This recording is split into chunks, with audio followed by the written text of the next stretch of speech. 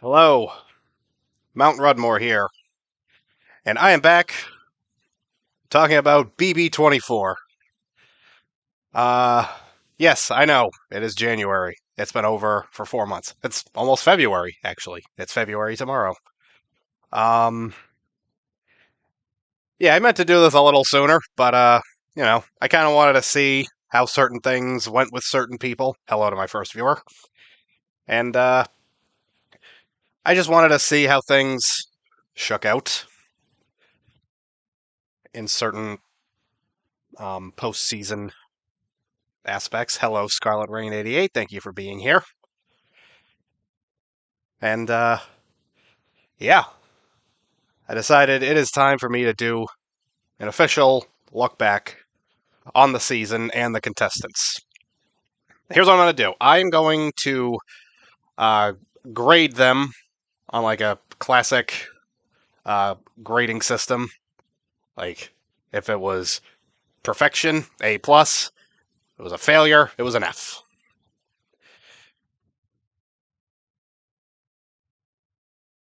And yeah, let's just get into it because I'm gonna work my way down. So I'm gonna start at the top. And who else is there to talk about when it comes to BB24 besides Taylor, Mackenzie, Dickens, Hale? Taylor, she is the queen, she is the legend, she is the moment. I don't know if I said that expression correctly, but that's how I feel. I mean, Taylor is like a BB fan's dream come true. Like, we have been hoping for someone like her to do well in this game. And she didn't just do well, she won the game and she won America's favorite player. First person in 24 seasons to pull that off. Usually we don't like our winners. At best, we're like, they were okay. But Taylor, I mean, she was as beloved can be. She was truly America's sweetheart, and I, to this day, I am still so beyond proud that she won. I literally almost cried when she won. I got choked up for sure. But yeah, she did it. She won 8-1. And she won after being dealt probably one of the worst hands in Big Brother history. And she managed to come out on top. I was amazed that she made it to jury, honestly. She did seem to be very lucky going through the game. You know, at first I thought it was luck, but then I realized she's just killing it. Socially, she was absolutely spectacular. I mean, just seeing where she started in that game and where she ended up, like, if it doesn't bring a tear to your eye, you're dead inside. For everybody, I'm going to go through pros and cons. So I'm going to start with pros, of course.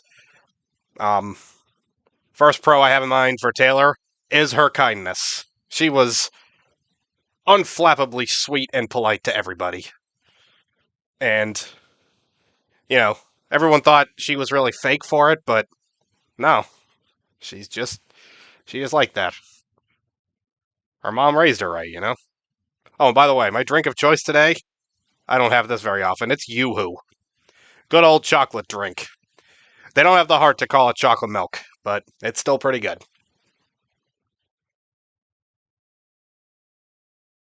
Oh, they have this over in the UK, Scarlet, but yeah.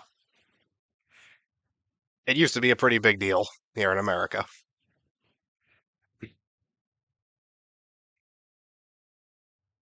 I thought Yoo-Hoo was chocolate milk. I thought that for a while too, but it says on the bottle, chocolate drink. Anyway, another pro for Taylor is her loyalty. I mean, she had her crew. Like, she knew. I mean, it took her a while to find her people. Because she, first 2 weeks of the game, she was basically alone. like kinda Michael and kinda Brittany and kinda Joseph. But it was really when the leftovers formed that she was like, these are my people, and I'm going to stick to these people. And I admit, I did not realize that her and Joseph were pretty tight the first couple weeks. Like, I remember the first episode during the veto challenge, like, they were kind of being a little flirtatious with each other. Like, Joseph would hold, like, the grapes up to her and she'd, like, bite them. Or she did that to him, one or the other. And Paloma was staring at them like, just really jealous. Believe me, we'll get to Paloma. But yeah, I didn't really think of her as being, like, super close to him. But yeah, looking back after they became a thing, it, it it was all there. All the signs were there. But yeah, she was 100% loyal to the leftovers, and that's why, like, when Turner nominated her on his second HOH, like, she cried after that, and like she was really hurt because it really was like her her people were starting to turn on her, or one of her people was. But another pro is, in spite of how kind she was, in spite of how loyal she was, she still played the game. Like, she was not afraid to make moves. And, like, the double eviction night where Michael left, I could see it was a little difficult for her to do, but she was like, it's got to be done. We got to vote Michael out. And she did vote him out.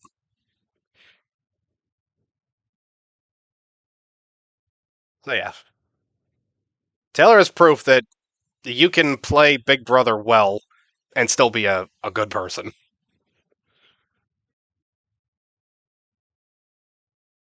Uh, Cons, it hurt me to try to come up with any cons for Taylor because I love her so much, but I I swore I'd be as objective as I could, and I will admit her first HOH, it got a little away from her. You know, everyone was kind of pulling her in several different directions, and then uh, Kyle got sneaky with the veto. So yeah, like, don't get me wrong, I loved seeing her win HOH that week. She won the wall comp, which is always one of the toughest ones. And seeing her win that right after her arch enemy was evicted. Good old Smelvis.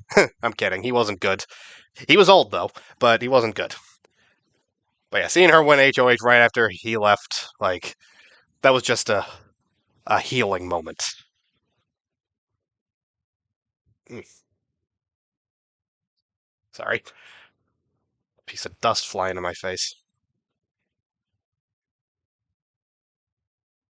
And another con that I came up with was her questionable taste in men.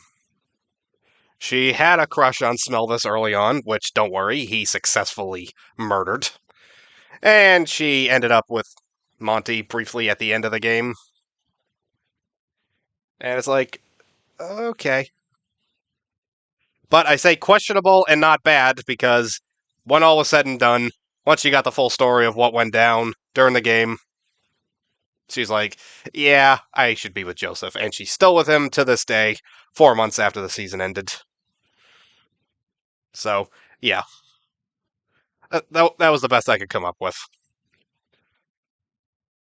Like, even both of those cons are kind of out of her control because, like, everyone kind of led her astray and in several different directions during her HOH, her first HOH, and um, she was basically fed misinformation about Joseph during Direfest.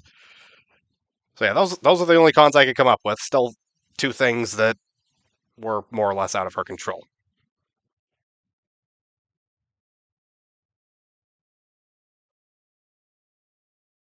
And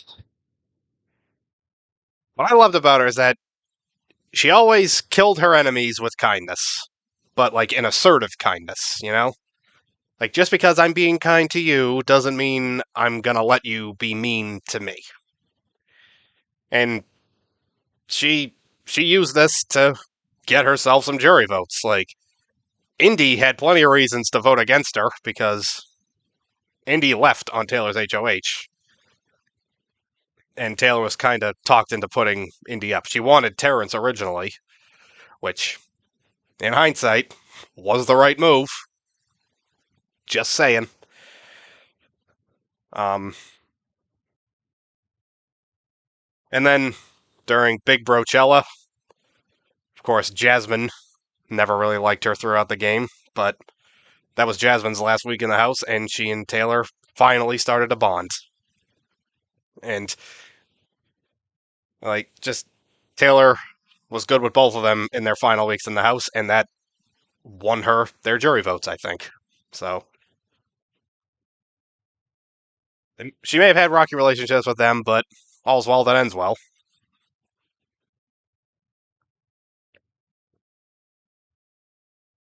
And I really hate that so many people have tried to minimize her win and have just harassed her online.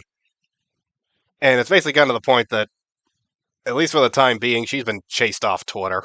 Like, she hasn't been active in a while. The last thing she retweeted was someone saying, I think I'm just not going to use Twitter anymore, and she hasn't.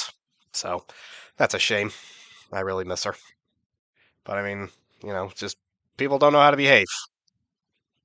And they aren't giving her the respect she deserves. And it's too bad. Now, I did debate her grade. Like, my immediate gut reaction was, oh yeah, A+, I love her. It was amazing seeing her win the game. But then I started thinking, does she deserve an A+? Should I just give her an A? Because at the end of the day, she did win only 2 competitions throughout the game. And I thought about it long and hard.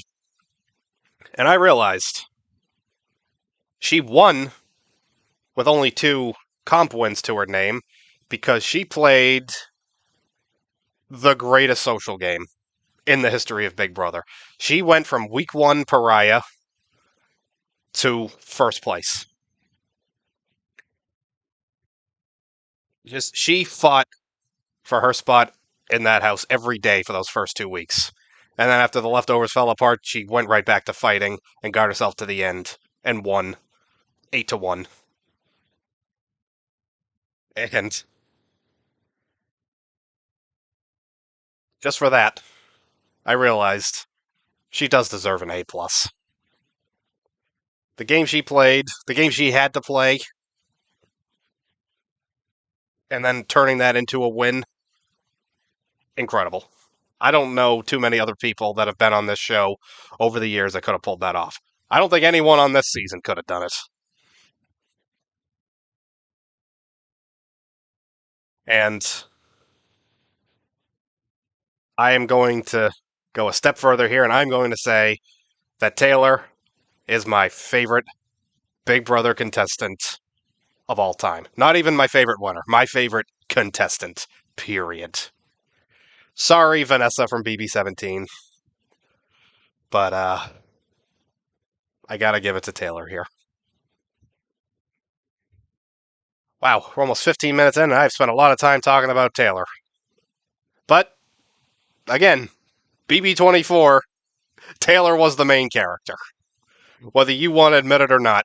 Whether you're happy she won or you're mad that she won, she was the main character. There is no denying it. But I'm ready to move on now to second place, Monty, or as he's come to be known in the fandom, Redacted. Let me tell you something. I had a good feeling about him before the season started.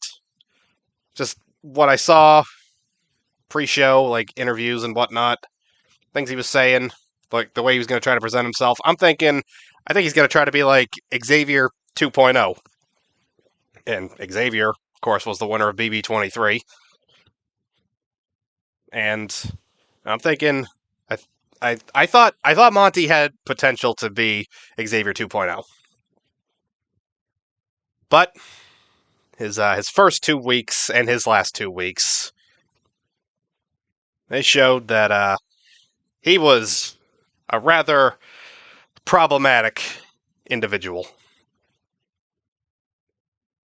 And it's a shame because in between that time, he was worth rooting for. I thought he had a very real chance of winning, and I was like, I want Taylor to win. I'm not sure it'll happen, so it'll probably be Monty, and I could live with that. But like I said, first 2 weeks he was just a complete jerk.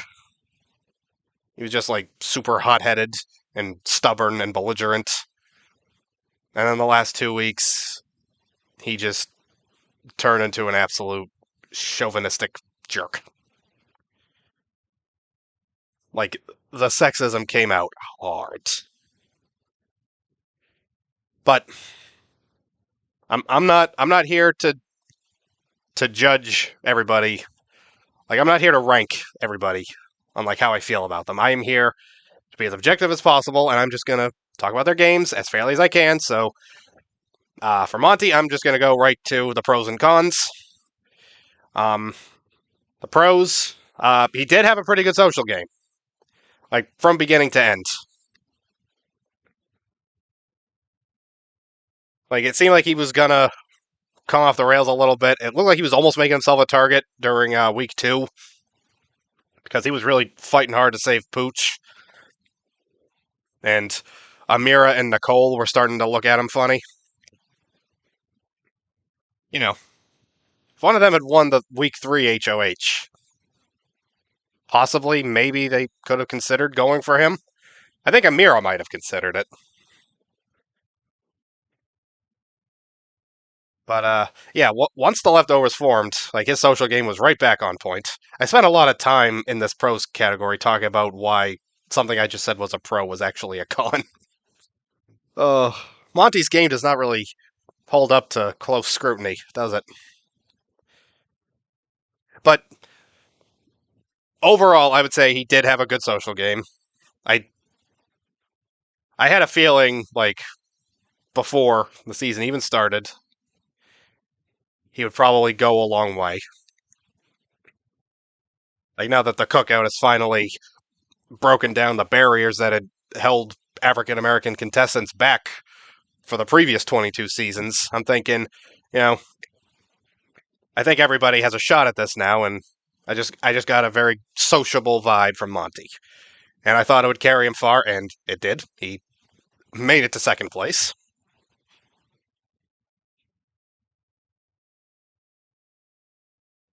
Um, and this is definitely a pro that I can't in any way minimize. I can't find anything negative to say about it. From top 6 onward, he won out. He they could not take him out at 6th place, 5th place, 4th place, 3rd place. Okay? Final 6, that was the double eviction night. He won the veto, so he was safe. Uh, Final 5, he was HOH. Final 4, he won the veto. And then he won the final HOH.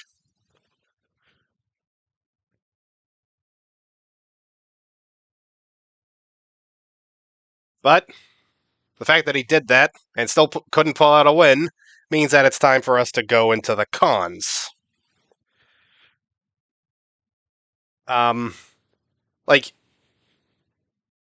he did have all these wins, but it still just kind of felt like it was just a very generally basic Big Brother game. It's like we've all seen it before, and the people in the jury were like, "Yeah, okay, we've seen this game played a million times. Of course you got to the end." Taylor got to the end in a very unconventional way, so I think that's partially a factor in why she beat him. And for some reason, he thought that sitting in the final 2, having to answer questions from the jury, he thought he would do a better job at that than a former Miss America contestant.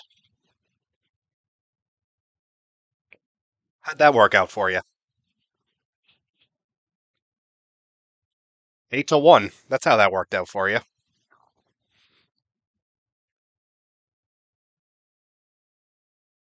just in general, he completely misread the jury. Like, he thought he would easily beat Taylor because Turner had a bit of a resume, which we will get to when we get to him next. But in reality, the opposite was true. The jury was kind of like, they found Turner's game a little bit, like, ratty. And, I understand how, from their perspective in the House, it did kind of seem like Turner would have the most winning resume. They didn't quite know how the jury was feeling about him for the most part. But yeah, Monty definitely made the wrong call on finale night. If he wanted to win, he should have taken Turner with him. Because I think Monty would have won 8-1, possibly. I think Alyssa would have voted for Turner, and that was it. Maybe Kyle. Not sure about that. No, I think Kyle would have voted for Monty. So yeah, 8-1. We all know Jasmine wasn't going to vote for Turner.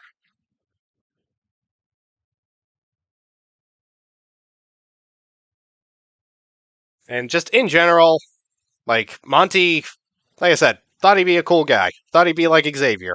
And I'm not going to sit here and say Xavier was perfect. He said some things like, mid late game that I was like, I don't think I like that. But I think Xavier overall, he's a good guy, and he did apologize for some of his more questionable statements in the House. I no longer think Monty is like Xavier. I think Xavier is a good, if flawed, man. Monty, I think he's just a sexist. I think he has a very bad opinion of women. His new girlfriend, um, people have dug up her tweets. She also has a very bad opinion of women, and it's like, wow, the feminism left your body a long time ago, didn't it?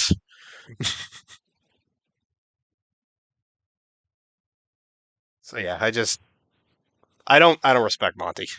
I mean, I respect that he hasn't made some of the more outlandish comments other people from this season have made postseason.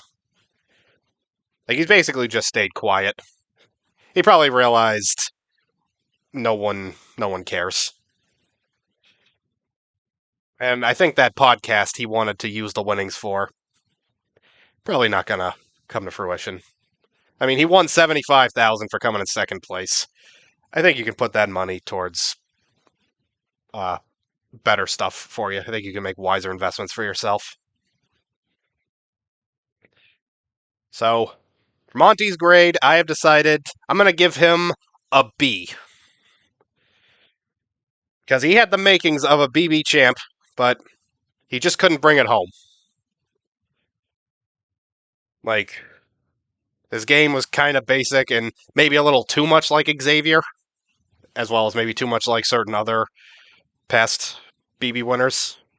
And, you know, people were just in the mood for something new, a more refreshing and satisfying win. And I don't know how long ago I spit on my screen, but I should probably take care of that. Sorry. But yeah, Monty gets a B. Next up, we have Turner. Now, Turner is the opposite of Monty. I had a good feeling about Monty at the start. I mean, before the season. Turner, I had very bad vibes. And, like, a lot of people got bad vibes from him. Like, I've said before, I did a three-way draft with my dad and my brother. One person had to be left out. Turner was left out. And I know of at least one other three-way draft where Turner was the one left out. So, yeah.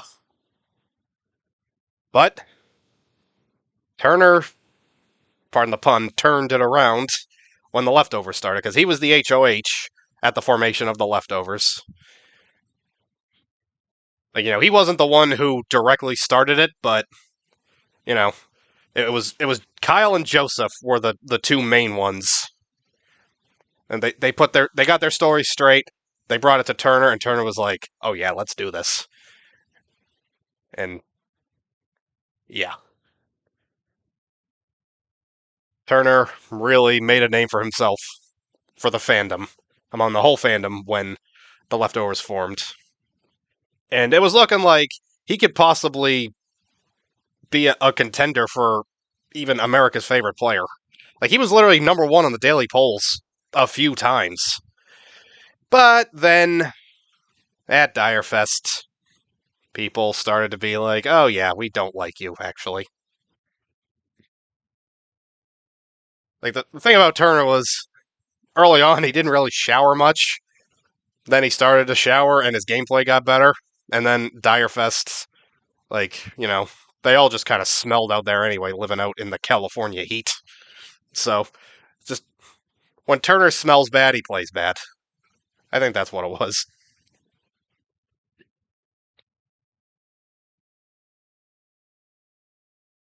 So, pros for Turner. Um, he had probably the strongest HOH resume of the entire season. First, he did the Amira blindside, which flipped the whole house and brought the leftovers into power. 7 people that were feeling like, I don't know, I don't think we're really too high on too many people's lists.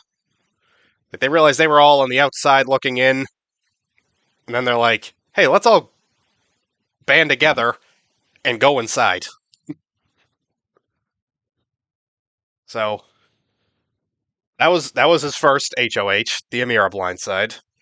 His second HOH, he tried to go for Michael, which was a valid strategy. Michael was the biggest threat in the house at that point, gameplay wise. But Michael won the veto. He tried to backdoor Michael. Michael won the veto. Taylor and Brittany were nominated. It was pretty obvious Michael was going to use the veto to save Brittany. And then everything, Michael ratted out Kyle for his comments, his Cookout 2.0 theories. And after that whole blow up, that whole house meeting, it wasn't really a blow up. It was a house meeting. Turner put Kyle up because it was the right thing to do. So, like, that HOH, he took a principled stand, which he kind of did when he put up Amira in the first place. Like, he was talking about Smellness when he said, I don't appreciate the bullying that Taylor's gotten in this house. But Amira was the more direct target for him at that point. So yeah, he basically took a stand a second time. And then his third HOH. That was the moment he was able to slay the dragon. That was Michael. Turner won HOH, Monty won veto. Monty used it, and Turner's like, gotta do it. He'd have had most of the house at his back if he didn't put Kyle up. Yeah, pretty much. That's pretty much where he was at. He did not want to do it. He knew that putting Kyle up was not the best move for his game, but like he much would have preferred to have Kyle there, but he knew that he just couldn't. It just wouldn't work in the long run. And hey, doing what he did, he still got to third. So who knows how else it would have gone. And also, I would be remiss if I did not mention the muffin incident when he and Jasmine were festy besties. That was the comedic highlight of the season. And really just in general, Turner's annoyance, his perpetual annoyance at Jasmine was just, it was comedy gold. Like, and we were all gathered around for Jasmine's birthday. They all had to say 2 things they liked about her. Just the whole time, Turner's just like, Turner was regretting his decision to come on the show at that point. Turner deserves a good grade for Muffin Gate alone. Well, we'll see. But, you know, he did provide some laughs, so that was a positive. But now we have to get to the cons. I have spit on my phone screen, pardon me. I have a real spitting problem today. I'm sorry. Cons, uh, he had horrible jury management. Like, truly, truly bad. I mean, like I said with Monty would have beat him 8-1. Taylor, I think, might have beaten him unanimously. I mean, like I said before, Jasmine, in a million years, would not have voted for Turner to win. Uh, Monty, he was in a showmance with Taylor at that point, more or less, so he would have voted for Taylor. Michael and Brittany were Taylor's biggest fans. I I think Alyssa could have brought herself to vote for Turner over Monty, but not over Taylor, so 5.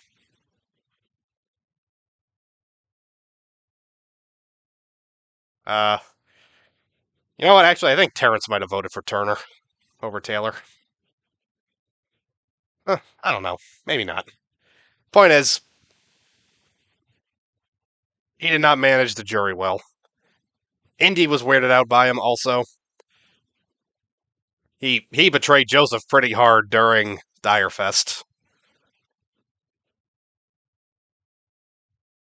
So yeah. And that kind of brings me into my next con. He had a tendency to betray people. I mean, technically he betrayed Amira. He didn't let her have any idea he was about to put her up, but that's a betrayal I'm here for. It was the fact that he betrayed Joseph during Direfest. And then he I mean, again, this was a gameplay thing, but he betrayed Michael. Oh, wait, hold on. That's one more thing I want to talk about his bad jury management.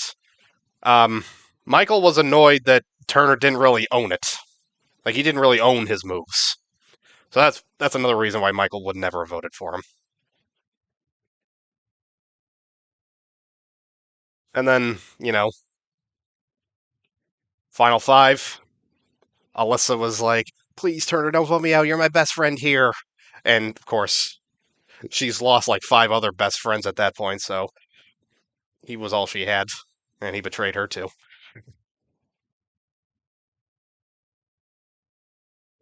Overall, it seemed like he did a 180 from how he seemed he'd be preseason and how he kind of was in the first 2 weeks.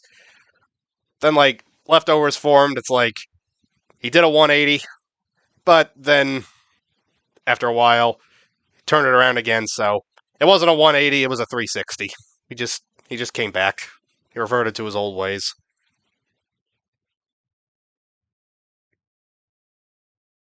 Boy, Yoo-Hoo does not stay cold very long.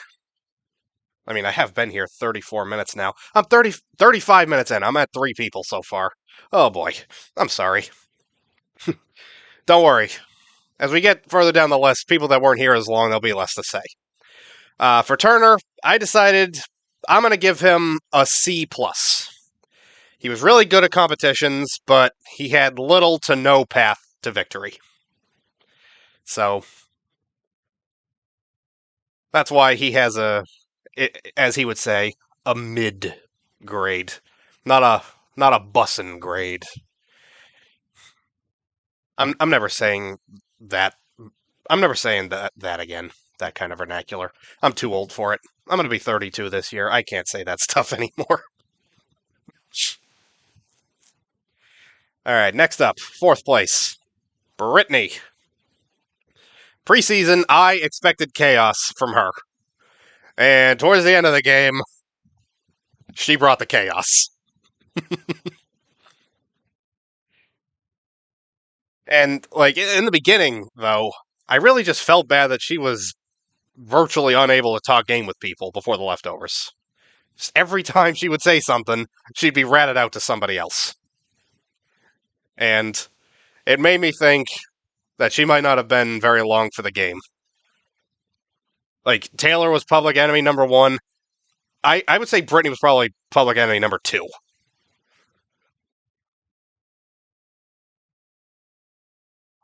Pros for Brittany.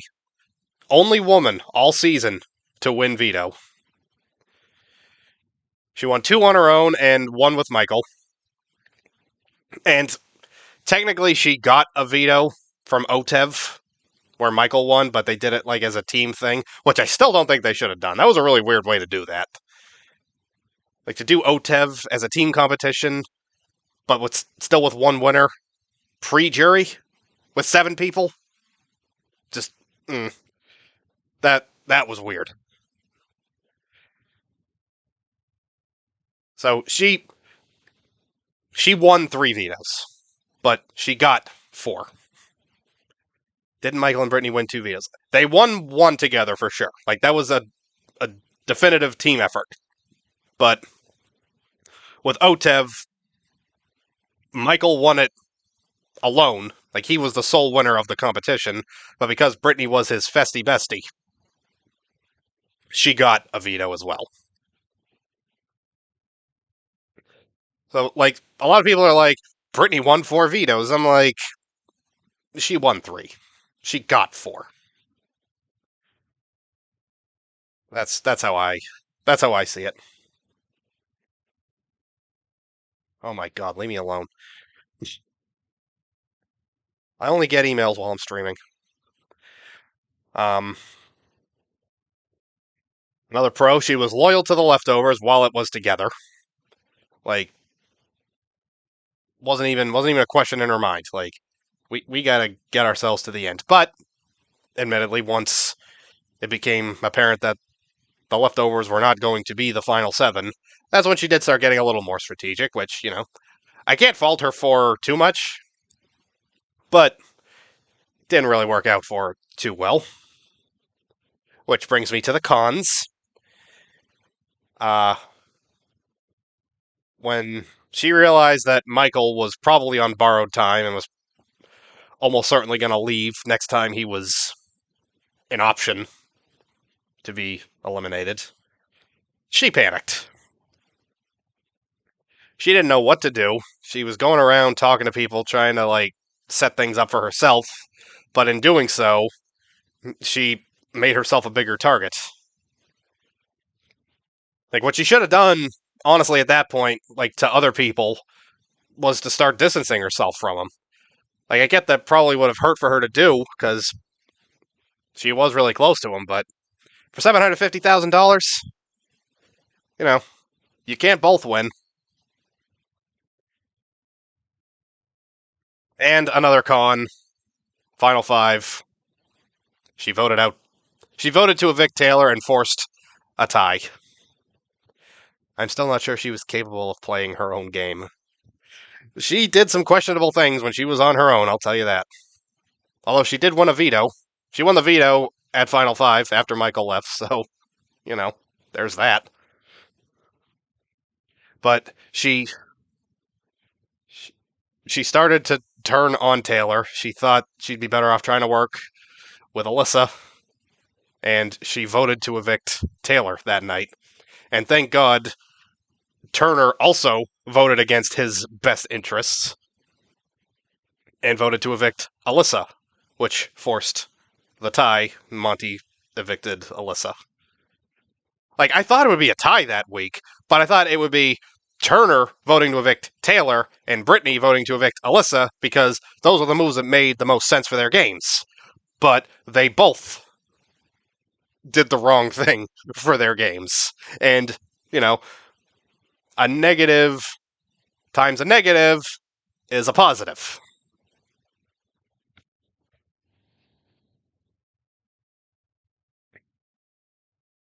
And yeah, she just tried to do too much to save Alyssa, and I was just thinking, that worked out so great for Kyle, didn't it?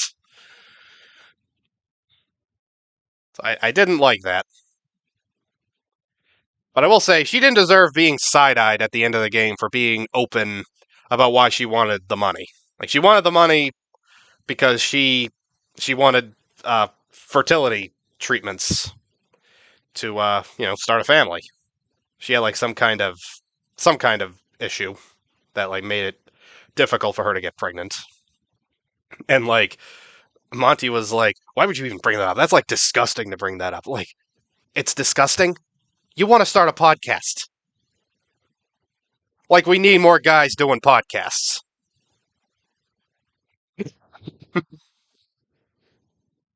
Yeah, I don't mind picking on myself. That's how I stay humble. Overall, I'm gonna give Brittany a B minus. She was smart. She definitely had a lot of game sense, but it went away whenever she would get overly paranoid, which was a lot. And that paranoia made her too many enemies at the end of the game. So yeah, Brittany, B minus.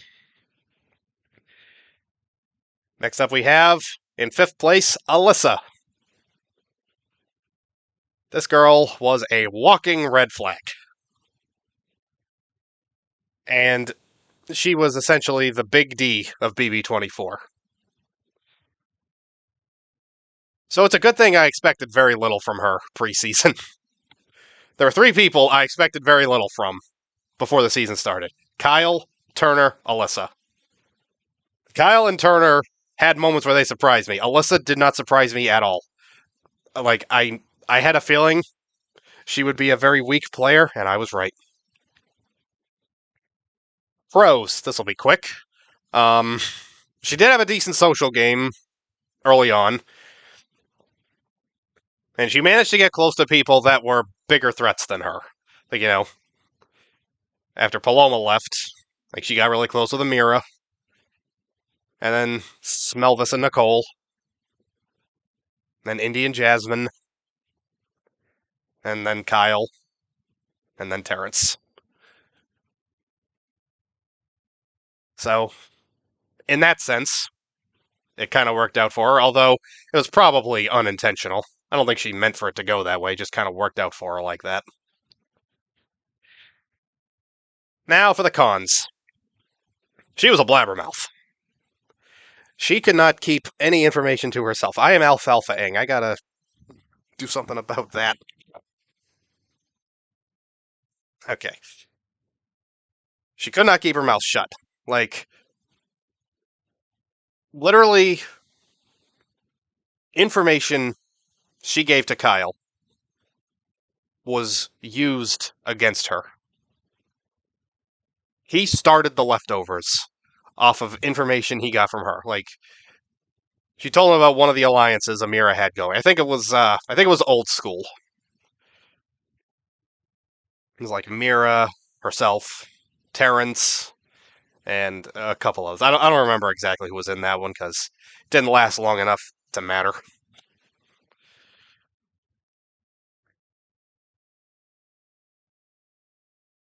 So yeah, she was what everyone disliked Brittany for doing. They're like, oh god, we can't trust Brittany. We can't trust Brittany. She rats out every bit of information, even though they were ratting on Brittany. But it's like, we can't trust Brittany with information. They could not trust Alyssa with information. Like, they should have been keeping tabs on Alyssa the whole time they were keeping tabs on Brittany. It might have worked out better for them. Another con, she did not win anything the whole time she was on the show. She made it to the final 5 out of 16. She was in almost 20 competitions. She was in every HOH competition. And she did not win anything that whole time. She never even really came close to winning anything. I mean, I guess I can't say she was in the week 2 HOH because that was a 2-part thing. She was up against Taylor, and Taylor beat her on that obstacle course.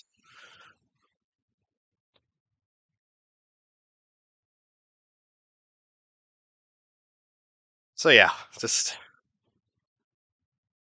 what's crazy is that Alyssa actually did seem to have some knowledge of the show. Like, she wasn't just like a recruit they got off Instagram. It's like she, by all accounts, had been watching the show for a long time. So it's really kind of amazing that she was as bad at the game as she was.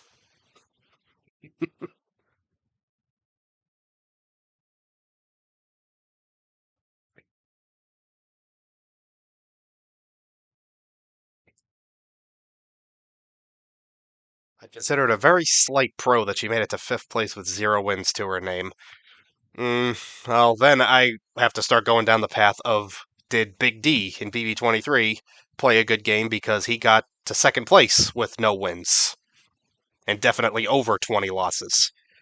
And no, he did not play a good game at all.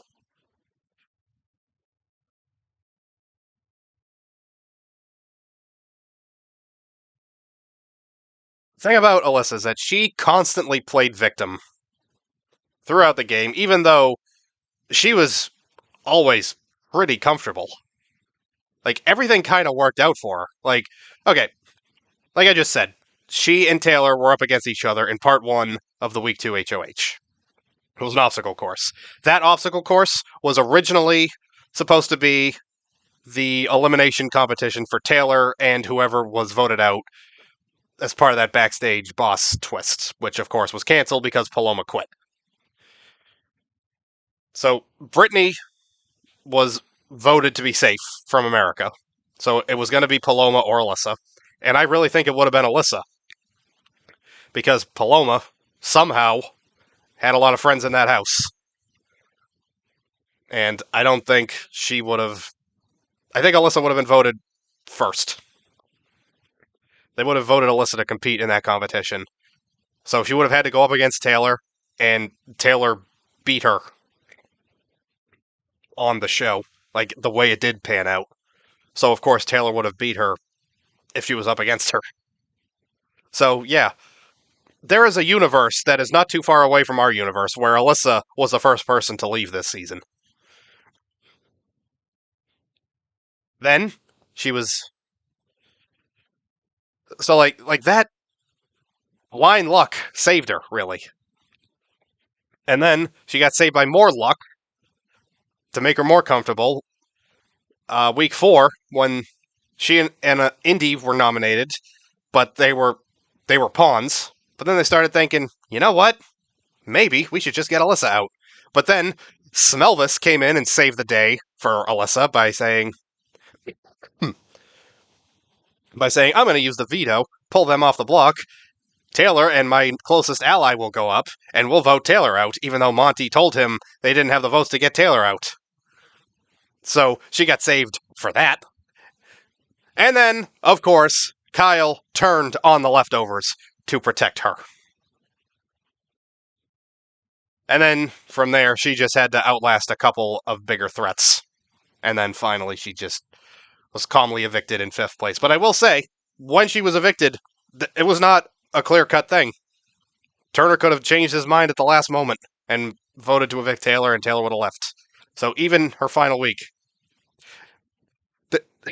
she was pretty comfortable her final week in the house, as far as last week's in the Big Brother house go. Oh my god, I'm at 50 minutes and I'm still only at fifth place. I have a lot to say. What do you want from me? I'm gonna give Alyssa a D minus. She played victim the whole game. It's not a strategy I respect. But it got her to fifth, so I guess. Scarlett, you say it's a very slight pro. She made it to fifth with 0 wins to her name. I guess maybe that's my justification for giving her a D minus instead of an F.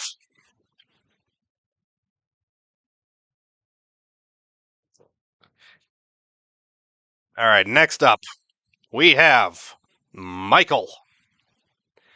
This guy put the super in Superfan.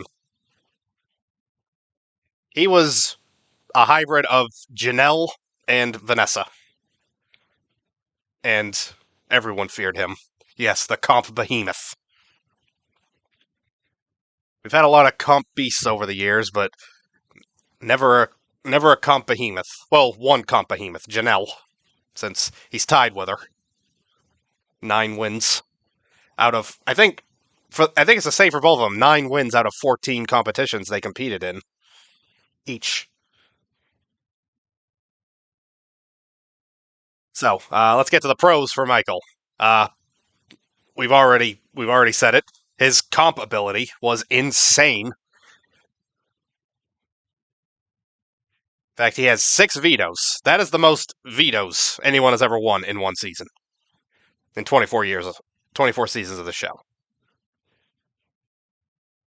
He had a very deep knowledge of BB strategy. Uh, was he the one that had a BB Bible, or was that someone else? I think it was Michael that had the BB Bible, and he just knew the game inside and out. He knew very subtle ways to keep himself safe and keep his closest allies safe. And just in general, he was very, very intelligent. Scary intelligence. Cons. Uh, he had 3 HOHs, but like Turner. But Turner got out 3 major threats with three big moves, including Michael. Michael's moves were not quite as big. Smelvis was kind of a competition threat, but he had nobody in the house at that point because he just made himself an enemy to everybody. Jasmine, it was just a safe move because it was basically playing a Final 5 game, which is typically you play it safe at that point anyway, hence why Alyssa came in 5th. And then he took out Terrence because he was still trying to stay loyal to Monty and Turner, which, they repaid him by winning HOH and veto the next week and taking him out. So, yeah, Terrence was definitely the biggest mistake he made. Don't get me wrong. I was happy to see Terrence go, but it might not have been the best move.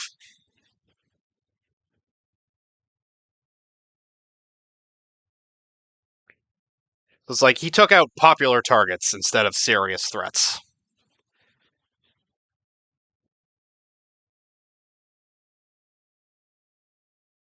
And he failed to manage his threat level. He won so much so fast.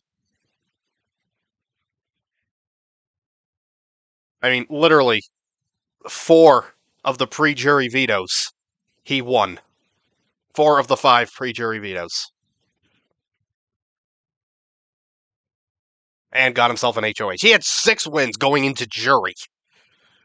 He did not manage his threat level well. He put himself in a position where he had to win out from, the final 8. And he only got himself to 6th.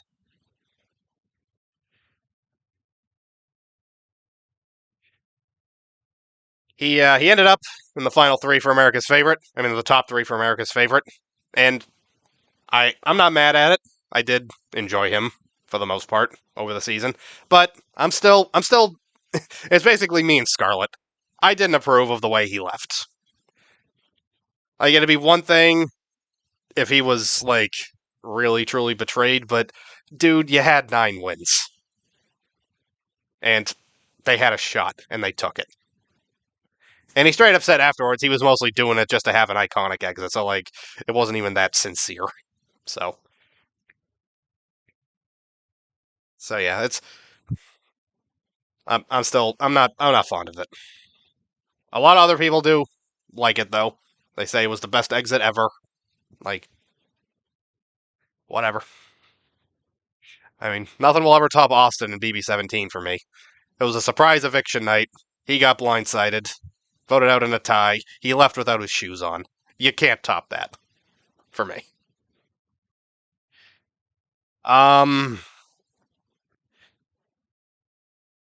There was some controversy about his timing in revealing the information he had about Kyle, his Cookout 2.0. theory. Like, a lot of people pointed out, like, he revealed it to save himself and his his interests. Like, some people say that, some people say he did it because it was the right thing to do. Personally, I think they can both be true. Yes, he was working to protect himself and his allies, his closest allies, Brittany and Taylor, but it was the right thing to do, you know? Yes, he should have come forward right away, I think. He should have at least talked to. He and Brittany should have talked it out, like, what do we do about this? Like, I don't know. I think there are things he could have done differently, but the way I see it, like, we can analyze the timing all we want, but the fact is, him revealing it when he did sent Kyle out the door instead of Taylor, or I think more likely Monty. He won the veto. Taylor and Brittany were nominated. He was obviously going to save Brittany. Monty was the obvious choice to go up because Turner and the rest of Direfest had formed the after party, and so Monty was the only other option. They did try to like bring him in as like their fifth, but he was definitely going to be the replacement in that situation. And I think they would have decided Monty was a shot worth taking over Taylor. So, like, we we seem to think Michael saved Taylor that week. I think he saved Monty. So, you know, that's where I stand on it. I am going to give Michael an A. He was an exceptional comp beast. There probably won't be another one like him for a while. And that's probably why he had no chance of winning. Unless he won out. Don't get me wrong, if he did win his way to the final two, he would have won unanimously against anybody. But that was always going to be a rough path for him. And like I said, he should have managed his threat level a little bit better. If he had done that, then maybe I could have given him an A+. But as is, I'm giving him an A. All right, next up, Crockpot, a.k.a. Terrence. Sorry, I had to wash the taste of his name out of my mouth. This guy, as far as I'm concerned, Terrence is the final nail in the coffin to the belief of older people being wiser. He was the oldest contestant this season, the ripe old age of 47. That's not old, but that's reality show old.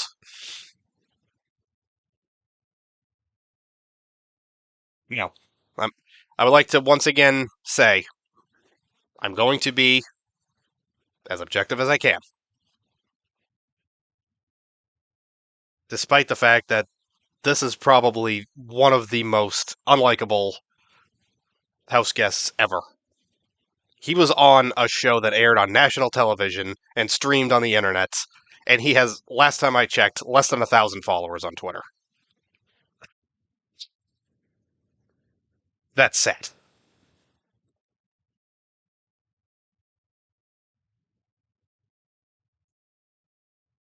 All right, let's get to the pros. Um, when he was HOH, which was just because he came in second place on the HOH competition at the house split, which allowed him to be the HOH. He had full control on his HOH week. Like, him winning HOH was kind of questionable because of the way it was formatted, but he won the veto. He definitively won the veto, and like he had full control over Direfest.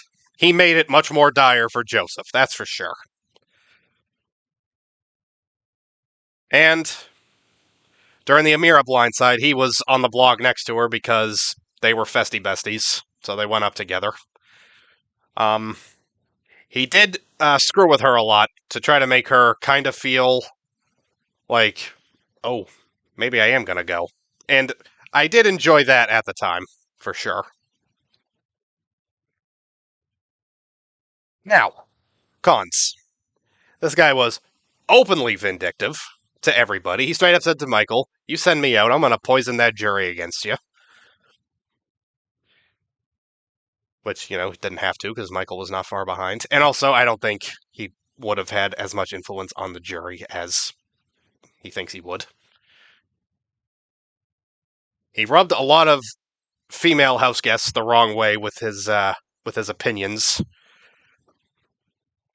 Like they were talking about someone, I forget who it was, but someone famous who had been uh, charged with domestic violence a few times. And Terrence was like, well, they keep going back to him, so it's on them at this point. That rubbed a lot of people the wrong way, especially Brittany, whose relationship before her current husband was abusive. So yeah, that was not good.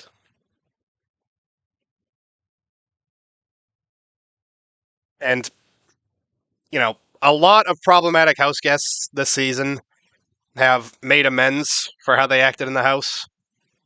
Crockpot has gotten worse.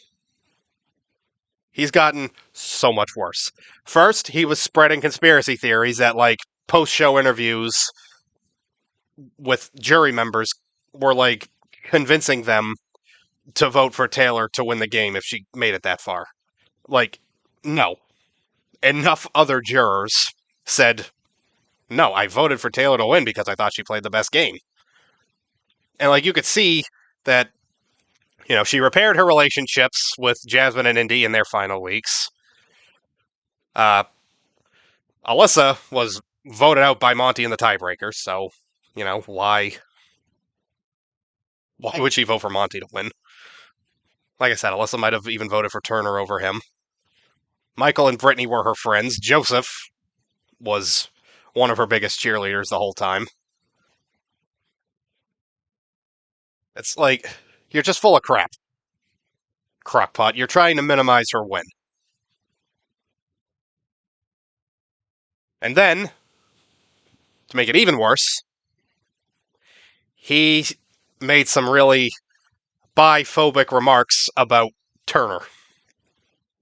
And apparently, Turner was molested when he was a child, and Terrence said that he ended up bi because he liked it. Terrence, this is why your wife left you. Your third wife left you.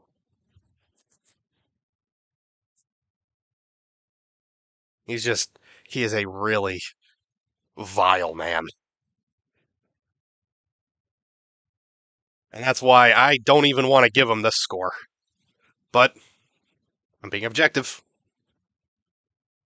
I'm going to give Crockpot a D+. Because he did occasionally have some game sense, and he ruled over his HOH week fully. He had full control.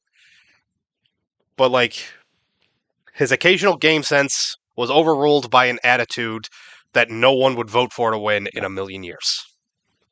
Like, honestly, he would have been the perfect person to sit next to in the final two. Anyone would have beaten him. He convinced 3 women to marry him. Yeah.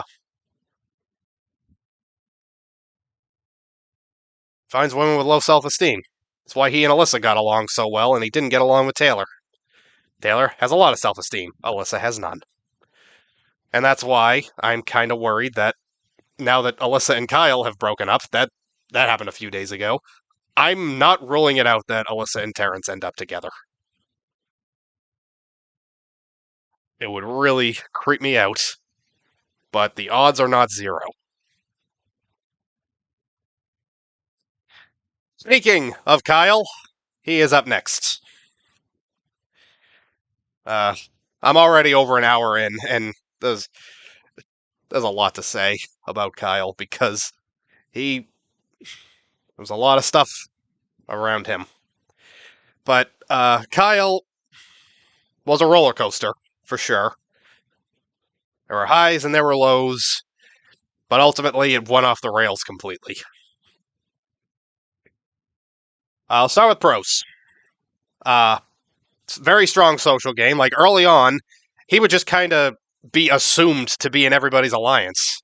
Like, they're just like, yeah, I want Kyle here. Like we want Kyle working with us.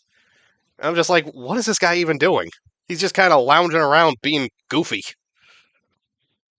But like that was good enough for people to really want to work with him.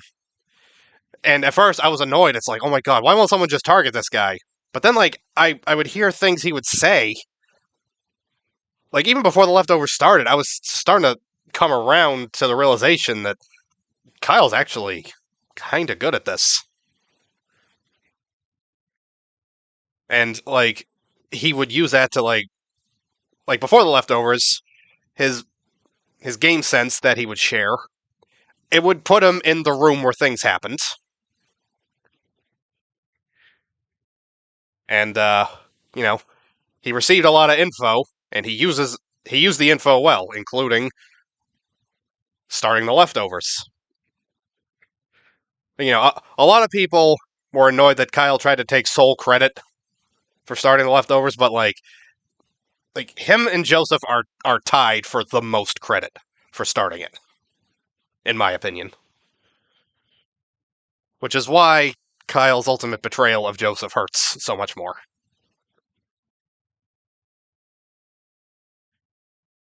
And another pro, he won a few competitions. He won 2 vetoes, and both of them kind of caused a bit of a mess in the house. His first veto, which he won with Smelvis because they were festy besties, it was Monty's HOH, nominated Alyssa and Indy. Originally they were pawns, but then the leftovers, including Kyle. Kyle was in on this. They were like, you know what? Why don't we just leave it the same and take out Alyssa? But then, of course, Smelvis decided, no, I gotta use it. I gotta use it to get Nicole on the block. But then his other veto win was during Taylor's HOH. Taylor nominated Terrence and Indy, but then Alyssa went a little rogue during the competition and gave Taylor a punishment. And then Taylor was wanting to nominate Alyssa for it. But Kyle won the veto, and he did not use it. So Terrence and Indy remained on the block. So, and like that was really kind of the beginning of the end for the leftovers.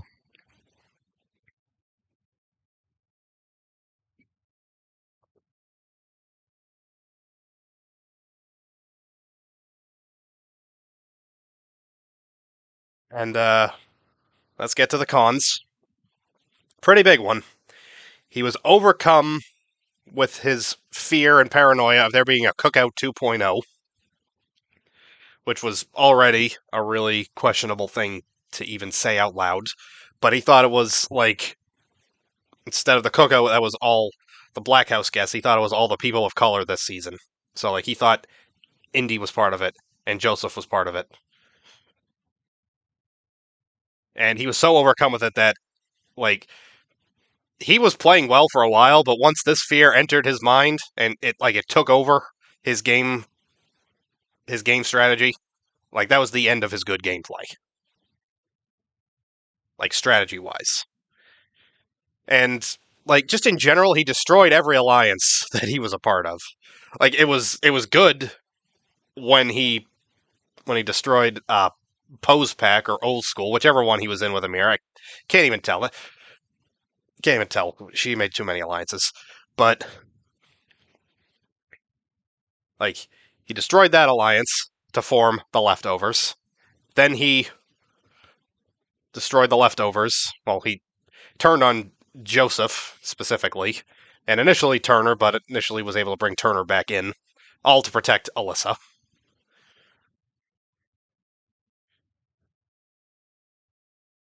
And just for some reason thought turning on 6 very capable people for a girl who couldn't win a game of rock, paper, scissors. Like, just him doing that didn't make sense. It was a very stupid move. And just a combination of those things came back to bite him. And as a result, it destroyed the after party, which is what he formed with Alyssa, Turner, and Terrence during Dire Fest. Thankfully, because of it, it ended pretty quick.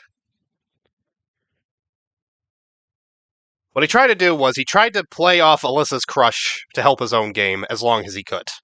Problem is, he flew too close to the sun, and he developed actual feelings for her. Well, at least for 4 months after the show, because they just broke up. Now, of course, when everything blew up and his racist comments took him out of the game. Hey, listen, I've seen racism in the Big Brother house where I'm just like, nope, you are dead to me. I never want to see or hear from you again. Just the circumstances behind what Kyle was saying and like the things that Taylor, Monty, and Terrence said to him, I was like, I'm willing to see how you respond to this after the show. And like, you know, I was willing to see him like address this in a better way afterwards and like continue to grow from it and show some growth, because like in the past I've seen racism on Big Brother that was born out of hatred. With Kyle, it seemed like it came from ignorance, which is easier to come out of. So I gave him a shot, but season ends. He's pretty quiet on social media for a while, which, you know, was kind of annoying, but didn't surprise me too much. But then the moment came that I think he missed his shot. Someone on, I believe, Instagram said, "It's so unfair what happened to you in the Big Brother house. You didn't deserve to go out like that. They ganged up on you. You didn't do anything wrong." That, for me, was the moment where he should have been like, no, I messed up. I did a lot of things wrong, and it came back to bite me. But I'm still working on learning and growing from this. If he had said something like that, then I would have been like, okay, Kyle, this is progress, and I approve of it. But no, he just liked the comment, and that was it. And then just continued to use the money from his new fans to travel around the world with Alyssa. Like, literally, he ended up in the top 3 for America's favorite player, and the people who voted him to get there were buying him and Alyssa trips. Like, really? Like, in some way, I respect them using their money to go on trips, because I don't know if these people should have money. But here's the thing. The fans Kyle gained from his comments and what happened to him as a result of those comments are the same people that you see complaining every year that race shouldn't be a factor in the Big Brother house. But here's the thing. Kyle is the one who made it a factor. Kyle is the one who assumed all the people of color were working together. And as a result, it came and it bit him in the butt. And it took him out. He very well could have won this game. But just couldn't help himself. So instead of letting him try to grow from this behavior and like serve as an example to anyone in the future who might make these kind of comments in the Big Brother house, instead of like making an example out of Kyle, like this is what happens, rewarding him for it just kind of ensures that it's going to happen again in the future. So these people that complain all the time that race gets brought up in the Big Brother house, they're the ones who are ensuring that it's going to keep getting brought up. It's a self-fulfilling prophecy.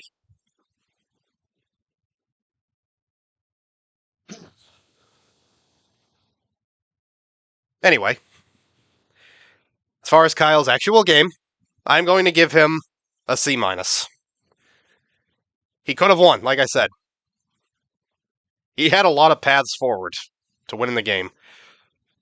But he just could not stay loyal and he could not stay unproblematic. And that was the end for him. Next up, we have Joseph. He was the last-minute contestant, the last-minute replacement. And he was definitely the most overlooked contestant in the edit, at least out of the jurors. But he's a contestant that still mattered very much. Pros, like I said, He helped start the leftovers. You know, it was him and Kyle having a conversation, exchanging information, putting the pieces together. Also, Joseph turned 25 that day, and your brain isn't fully developed until 25, and he hit 25, and he was just a mastermind all of a sudden, and it was beautiful.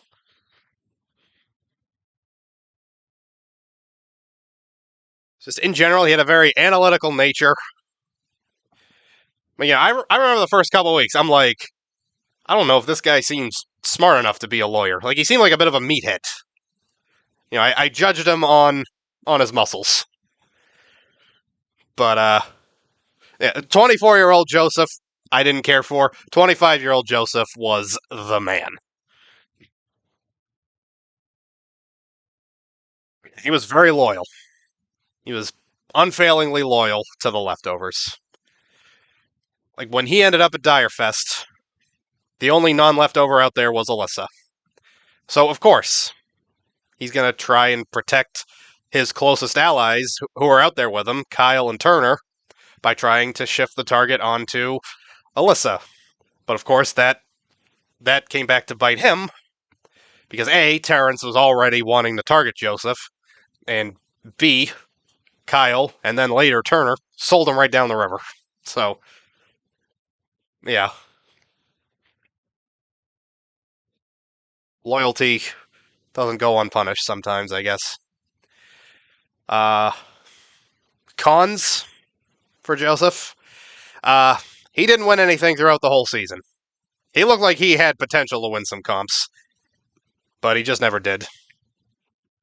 So, I really would have liked to see him win something. I would have liked to see a Joseph HOH for sure.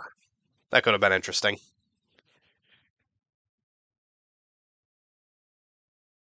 And this is part of why Taylor's HOH was a bit of a mess. Her first HOH. I don't really fault her too much for it. I fault Joseph a little bit though, because he nearly volunteered to be a replacement nominee, sit on the block on eviction night. It's like, what are you thinking, dude? Michael and Brittany were even saying, like, you know, maybe we'll make him regret it. They didn't, and I mean, obviously it didn't happen, but I don't know. I don't know what would have happened. But just hearing him suggest that, I'm like, dude, you were so smart these last couple weeks. What is happening? Did you suddenly turn 24 again? Did you age backwards? Are you like the Benjamin Button of Big Brother? There's a lot of alliteration in there.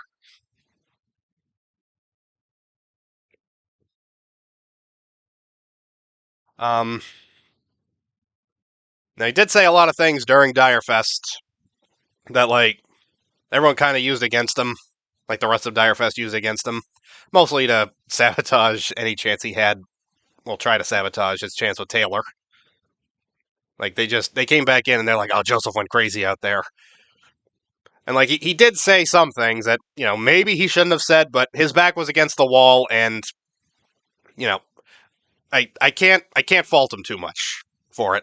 Because, when your back's against the wall, you'll try anything.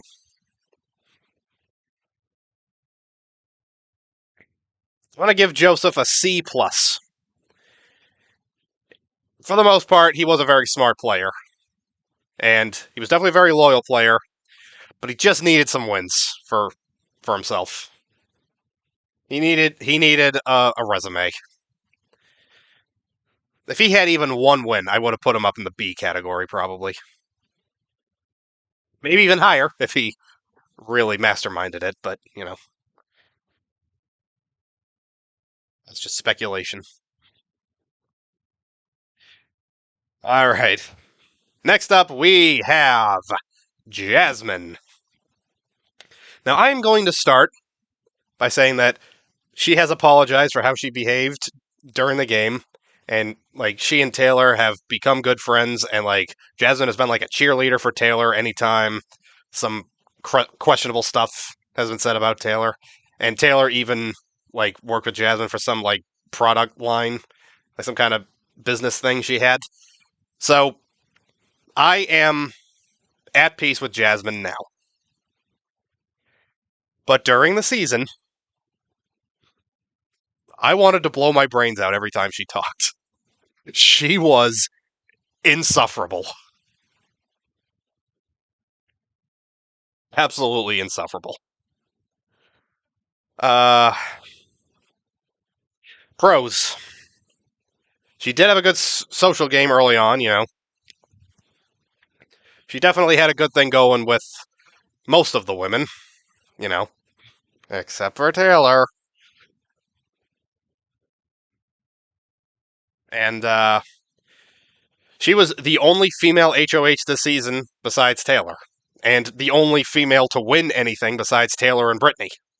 It's just, it's kind of amazing to me that we went from BB23, where every single woman that season, even the one who left pre-jury, won at least one competition. And this season, 3 out of the 8 women won. Just to be clear, there were still 8 women on BB23, and all of them won something. All of them won at least one competition, whereas only 5 of the men did. This year, only 3 women won competitions.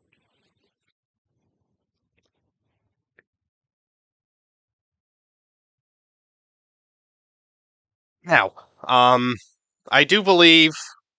Initially, I didn't want to believe that Michael threw HOH to her week 2, but then I thought about it, and I realized with how much of a super fan Michael is, he knows the curse. He knows there has never been a week 2 HOH that went on to win the game. So he did not want to be a week 2 HOH.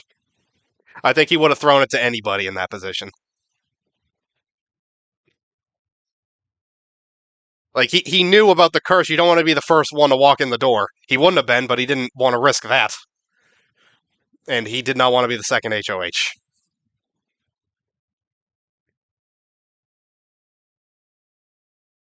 So, yeah, she had her sole HOH through to her. And that brings me into the cons.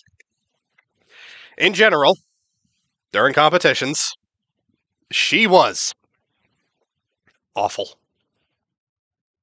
Awful at them.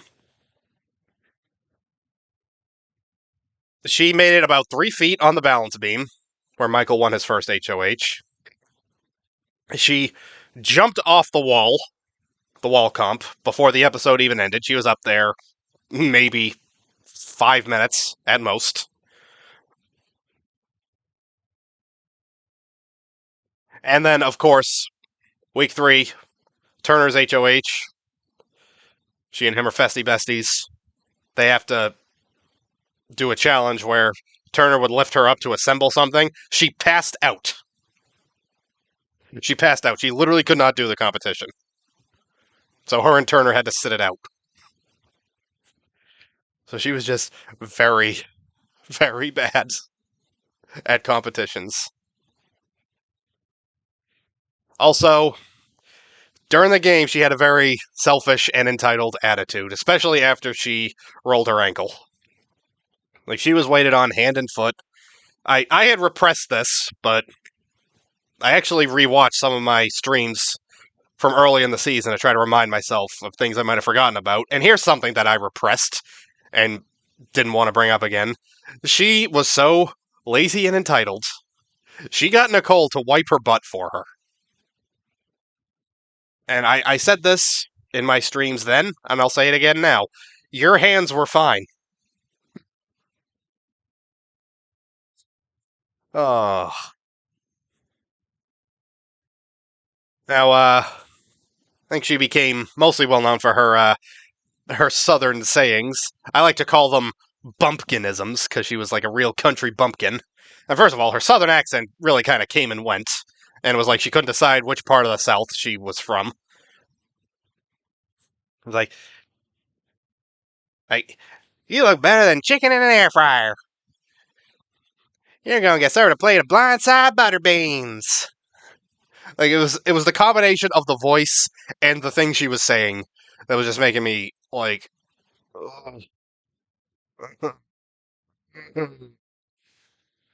There was one time, however, that I appreciated it.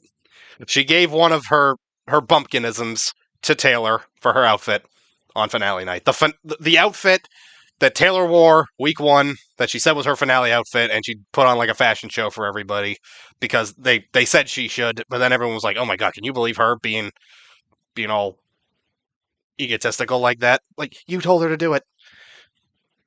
So hearing Jasmine say that to her, that was like a moment of growth that I appreciated.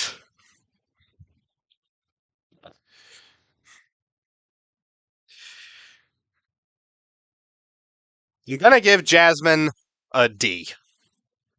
She did have a good social game, but with one huge flaw. She didn't include Taylor in it. If she did, I think she could have gone farther, and I think she could have been a more tolerable person to listen to and watch during the game.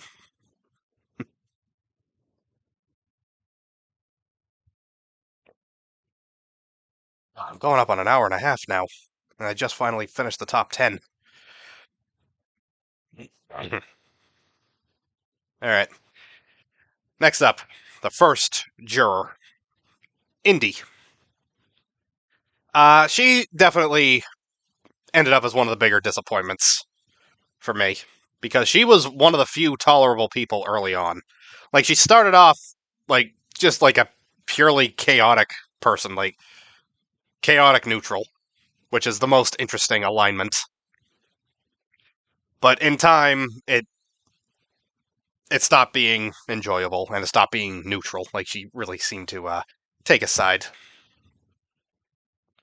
For pros, she was a straight shooter, which I appreciated, and early on, it did include her calling out some of the comments people were making about Taylor. It's like, come on, do we really need to do this? Is this necessary? Uh, Cons, however, like I said, she was one of the last ones to board the hate train, but once she was on, she was on. And she could not win anything. She didn't even come close, I don't think.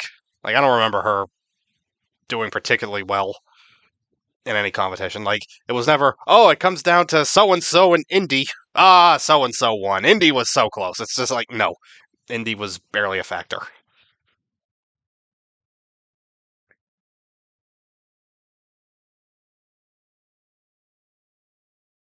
Uh, yeah, she couldn't win anything, and she was also barely a factor in contributing to any meaningful strategy. Like she was always just kind of there, listening to people, taking it in, like making some kind of comment, but you know, you know, it didn't really. She didn't affect the game in any way. Now she has also made amends after the season. She's apologized. I remember there was a like she was on video apologizing to Taylor, like in front of Taylor, and they hugged it out. So again, I'm okay with Jasmine now. I'm okay with Indy as well. And she did call out Paloma during I think, an Instagram live that they did. Like they were having a conversation, and Indy did not hold back. Paloma was like, "What? Why? Why are you being mean to me?" And just it didn't seem like Paloma understood why she was there. But I applaud Indy for trying, and it's because of that I really tried not to give Indy an F. I really tried to at least get her up in the D minus or even a D. But I tried so hard to latch on to anything she did in the game. She didn't do anything. Like nothing. She contributed nothing to the whole season. And that's why unfortunately I have no choice. I had to give Indy an F. Sorry. Didn't want to, but I had to. She just had a complete lack of impact on the game.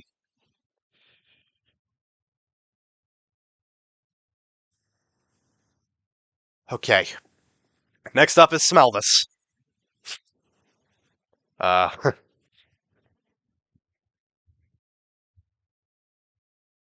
again, I'm being objective. Promise I'd be objective. But Smelvis is a truly miserable human being. Before the show, on the show, and after the show. Pros, let's just blow past this. He won the first HOH in a veto. Cons. Both wins hurt his standing in the House. Admittedly,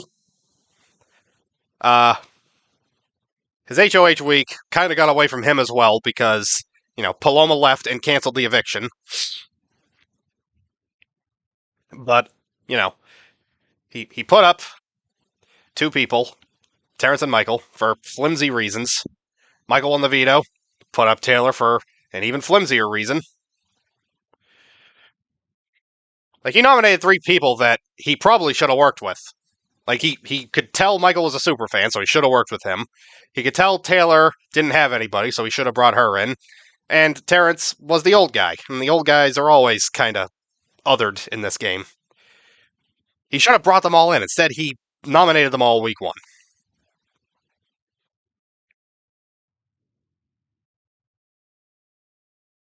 So that's why the his HOH hurt his standing in the House. Not fully on him, but his veto win hurting his standing in the House, 100% on him. Because this, in my opinion, is the dumbest thing that has ever happened in the history of Big Brother. And I've talked about it already, because I couldn't not talk about it. Week 4, Monty's HOH. Alyssa and Indy nominated. Leftovers are planning to just keep it the same after Smelvis and Kyle win the veto. Even Kyle is like, yeah, let's just keep it the same and get rid of Alyssa. Hey, that could have saved a lot of pain later on when Alyssa got too close to Kyle. But Monty tells Smelvis, I'm a little worried that if I use the veto and put up Nicole and Taylor, Nicole won't have the votes to stay. Smelvis correctly deduced that this meant Monty was actually working with Taylor. But instead, he decided to use the veto to force him to put up Taylor and Nicole, thinking that, oh, I got you now, Monty. I'm going to get Taylor out of here. And that's not what happened, which is what Monty told you would happen. He told you didn't have the votes, and you did it anyway.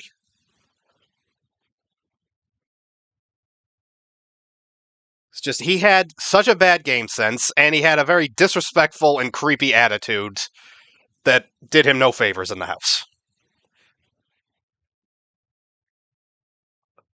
Like, Taylor did not deserve having the whole House turn against her the way they did. Smelvis in his last week, everyone had turned against him. And he has no one to blame for himself but that. And since the show has ended, he has continued to be just an absolute scumbag. He's continued to talk smack about Taylor, trying to expose Taylor for blocking him, like, oh, yeah, good for her for doing the thing I did week 2, because you're annoying. She probably blocked you because she doesn't feel safe. And he's sticking to the story that Taylor was trying to force Nicole out, which even Nicole has said was not the case. Like, he's sticking to this story. He's like, I was trying to protect my best friend, who was a BIPOC, LGBTQ plus person, from being manipulated to leave the game, and I would do it again.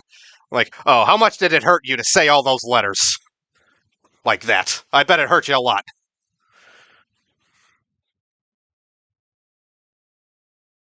But he's sticking to that story. And listen, you're wrong, you're dumb, you're mean, and you smell. Smell this. You were so bad at this, and you've continued to be bad. You were a bad player and a bad person. And you're going to be a stain on BB history.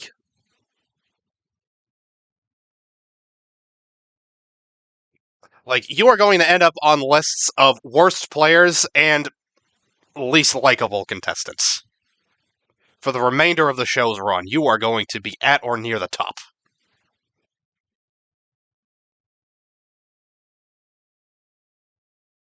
Now, as I've said, I'm being as objective as I can. So I debated the grade I would give him because he won 2 competitions. Whether we want to admit this or not, he and Taylor won the same number of competitions throughout the season. They both won 2.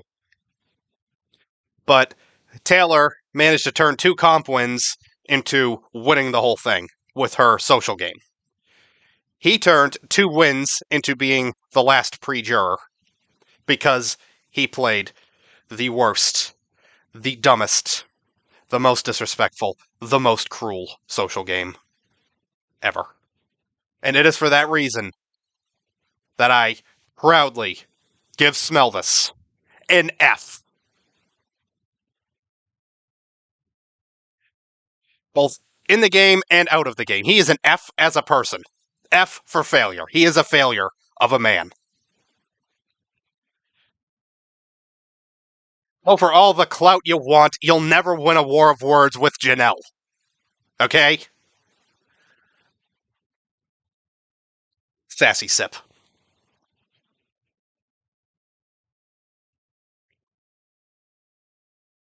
I'm all out of Yoo-hoo, and I still got 4 people to go. Next up is Smelvis's friend, his fellow rogue rat. I don't like duos that have names. Nicole. She is the worst cop to ever play Big Brother. And yes, I am including Steve from BB20, the first one eliminated.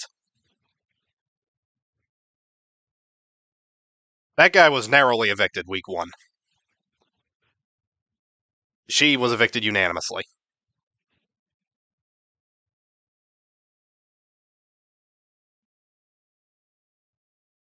Now, pros for Nicole. Uh, she took accountability for it after. Nothing in the house, though. I got nothing. Cons. Undeservedly cocky. She kept going around like, I'm the strongest woman in this house. I'm a comp beast. Oh yeah, where are your comp wins? Huh? I don't see any comp wins. I didn't see any. Nobody said you won any. So why do you think you're some kind of beast? She could not keep a secret to save her life. She swore she would not tell anybody that she was a cop in a past life. But she told Smelvis, which I kind of understood as her closest ally.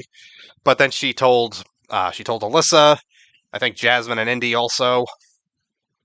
And it's like, I hope you were never undercover.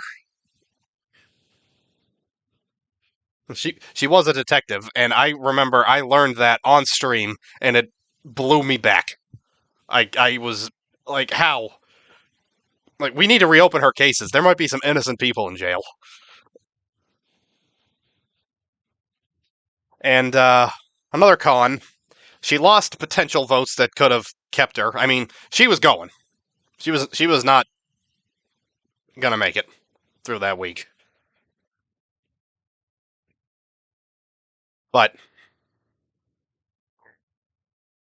she proceeded to tank any possible votes she could have got. Like, Indy really wanted Taylor out, but Nicole was just so angry and aggressive towards her that Indy decided to vote her out anyway. So when she was evicted, the only vote she got to stay was Smelvis, who was the one who put her in that position to begin with. And then he kept acting like it was everyone else's fault. Like, you got to play your own game. You can't play the house game. Like, no, dude, you're an idiot. They're playing against you because you're an idiot and you're not making any friends.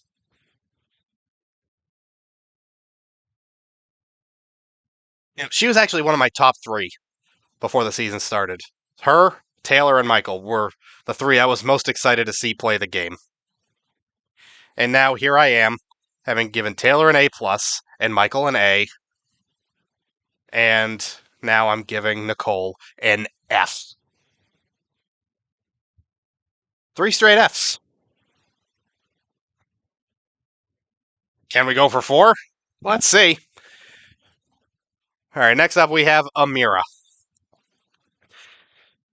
Now, Amira, unlike the other pre-jurors, I think had a path forward to being a great player. But she did not take that path. She decided to take a much bumpier one. A much less clean one. Pros.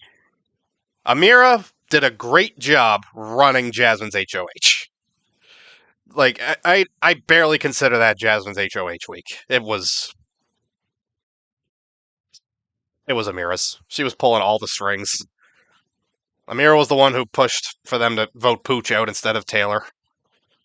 After he volunteered himself.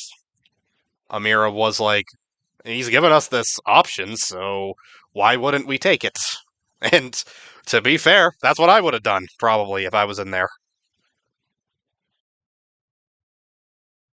And just in general, she was very sneaky, which in Big Brother you do need. Like, one of my favorites is Steve, BB17. He was super sneaky. Like, he was barely even noticeable for jury. But he crept right through, right to the end, and slayed the dragon of Vanessa. As far as cons for Amira, I said this earlier. She made too many alliances. Like, there was Pose Pack, there was Old School. I think there was another one, too. Like, she was just aligning herself with everybody and nobody. I mean, okay, she had, like, her inner circle. It was, like, her, Alyssa, Jasmine, kinda Indy, kinda Kyle, but not enough Kyle. Kinda Monty, but not enough Monty, which is why Monty was so why he jumped on board the leftovers so willingly. Like, the leftovers, they started their alliance. They got together because they were feeling left over from who was running the house. And they all kind of agreed, Amira's kind of running the show here, but, you know, it doesn't seem like she really wants to take any of us along. So, Amira was the catalyst for the season's majority alliance coming together. Like, Amira closed the door on them, so they all decided to break it down.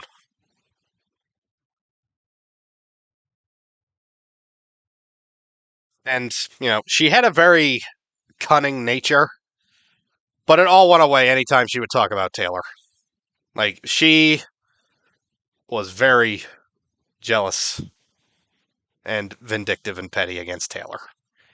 Again, Taylor said she apologized, and last time I checked, she is down in Honduras with Joseph and Taylor and Turner on Joseph's, like, annual volunteer thing or whatever he does down there.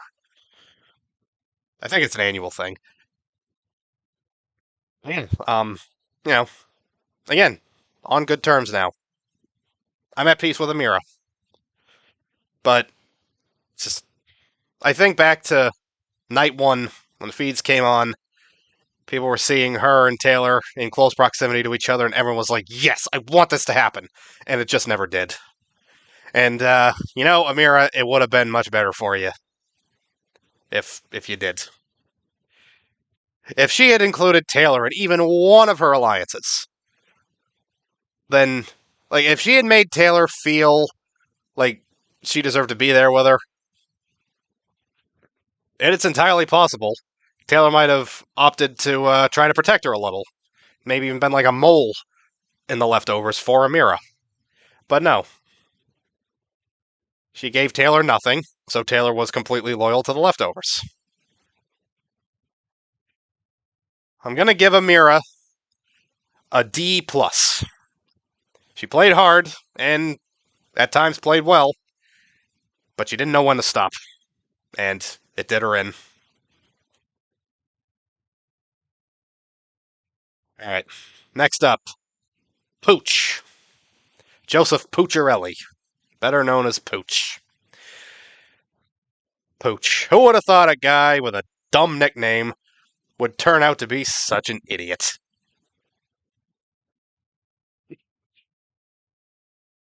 Pros. Uh, his social game did show some potential. Like, he had a good thing going with his bros. You know, if he could have won like a genuine power like HOH or Veto, then I think he could have solidified some kind of bro thing. Because he had good relationships with all the guys. Cons. I mean, the elephant in the room. He volunteered himself as a nominee week 2, and it became known as pooching yourself. And surprisingly, a lot of other people did it. Nicole did it. Joseph almost did it.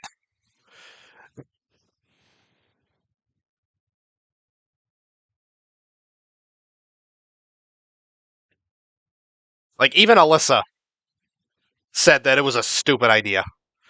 I was rewatching one of my old streams, and when it became apparent that he was volunteering himself for the block, Alyssa, of all people, said that's a bad idea. And of course, it backfired on him. And once he realized it was backfiring on him, he went into a tailspin and didn't know how to get himself out of it. And I think he most likely would have stayed no matter what. But like the way he acted, the tailspin he went into, it ensured that he left unanimously. So, yeah. Pardon me.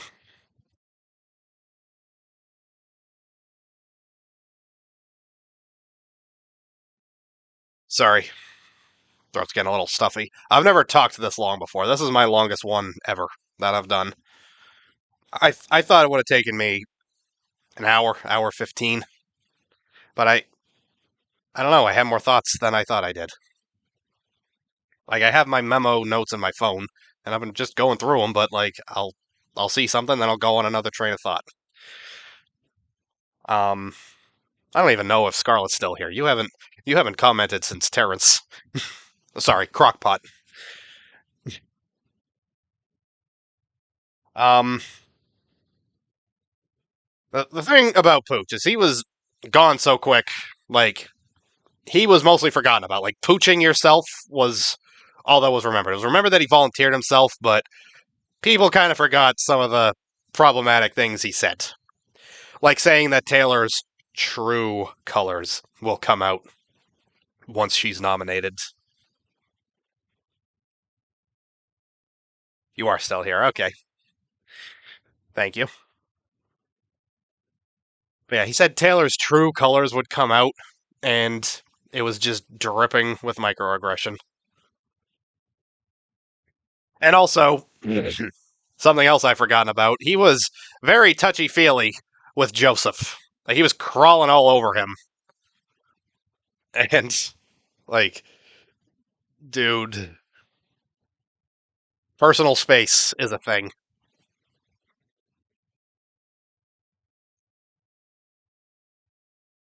Basically, what I'm saying is he made some comments and did some things with the star couple of the season, Taylor and Joseph, that were not were not great.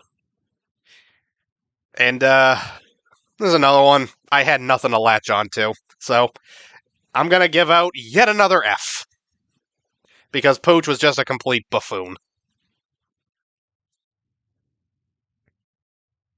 Finally, we have Paloma. I liked Palmolive personally as a nickname for her, but yeah, all I have to say is, who let this freak through the vetting process?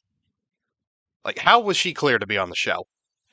Like, I know they have to do some kind of psych test beforehand, some kind of evaluation. Who let her through? Or who decided to ignore the results of that evaluation and just put her on the show anyway? All right. Pros. She quit. Cons.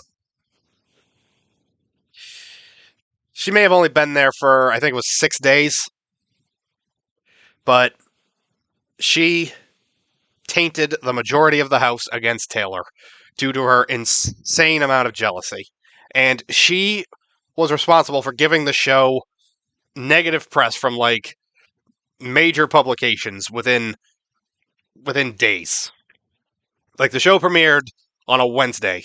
Like by Monday, there was like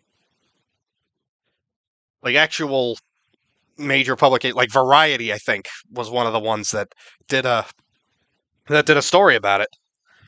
And it's like, how are you giving the show publicity this bad this quickly? Just have to keep brushing my hair back with my headset every now and then. So the thing about Paloma, like from what I've heard, she was most likely a recruit for the show. And like I know this is a thing. Amira was a recruit. I've heard rumors even that Taylor was a recruit. Um like listen, there have been good recruits on the show over the years. Like if Taylor is a recruit, then thank you for finding her. But the thing is, there are tens of thousands, if not 100,000 people that audition for this show every year. So like if you're just gonna go and pick someone that you find off of like Instagram or whatever, you really, really have to make sure that they deserve to be here more than someone who wants to be here. And production decided to ignore someone that wanted to be on the show in favor of a recruit who any sane person could see was insane. She had some serious issues. I was I was rewatching my early streams and I was amazed at what I was saying. Like, there's clearly something wrong with Paloma. So like I am completely unqualified. So like was she rushed through the process or something? Because they ignored a lot of red flags about her to put her in that house. And ultimately, it only lasted 6 days before she snapped and had to leave due to her mental health.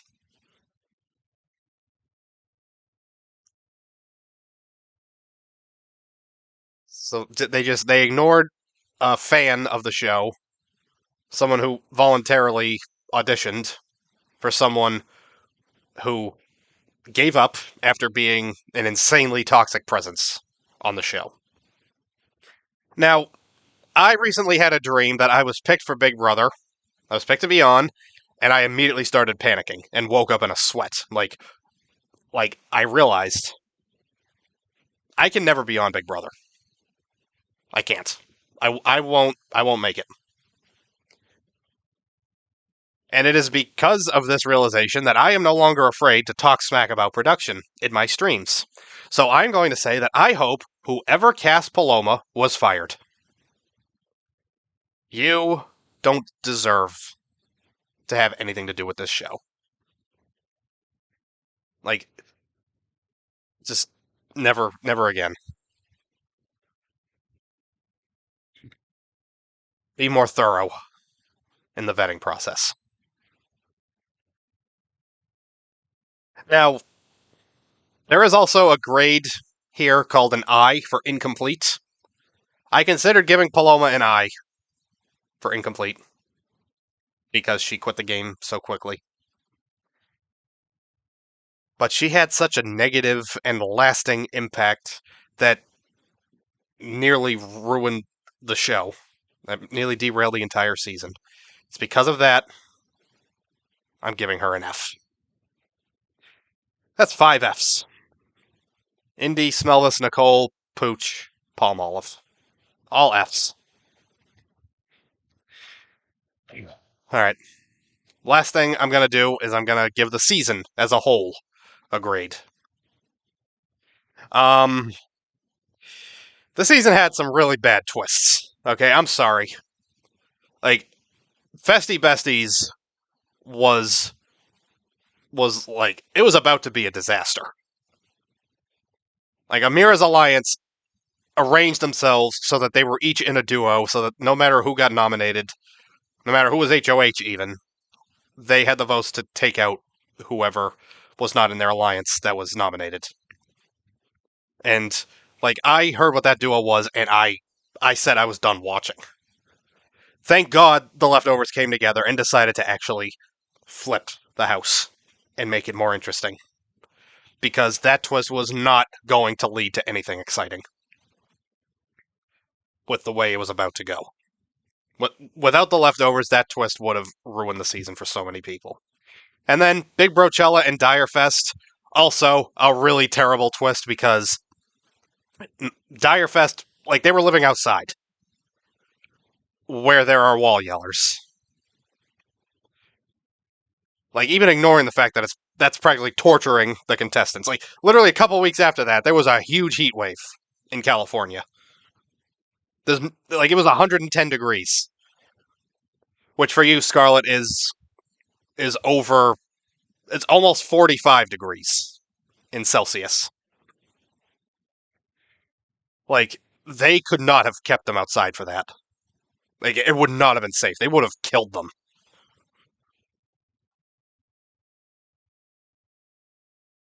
So like that was not a good idea putting them outside because it allowed a lot of wall yellers. Like there was a wall yeller that kept the feeds down outside for like 2 or 3 days. And as a result, it somehow allowed Spoiler Girl to be correct that Kyle was nominated. And and then and now she's harassing everybody, every legitimate update site on BB Twitter, even though that's like the first time she's been right ever. But yeah, that was that was a bad twist. Festy Bestie was a bad twist. The backstage boss twist, I think it had potential.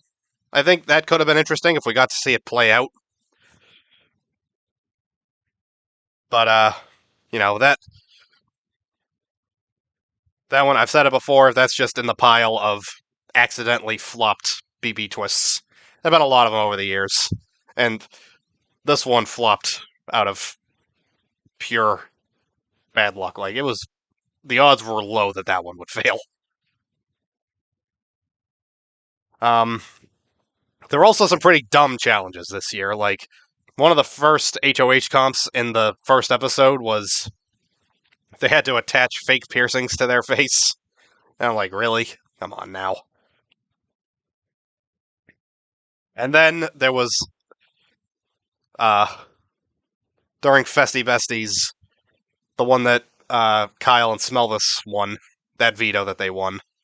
Uh I mean, there was nothing wrong with the competition. It was like relaying information, but they made it seem like they were going on like drug trips, and there was like these weird animated segments, and it's like, are you kidding me? Are we actually doing this right now? And then like OTEV is of course a classic, but doing it during Festy Besties pre-jury with 7 people playing, that was the wrong time to do it.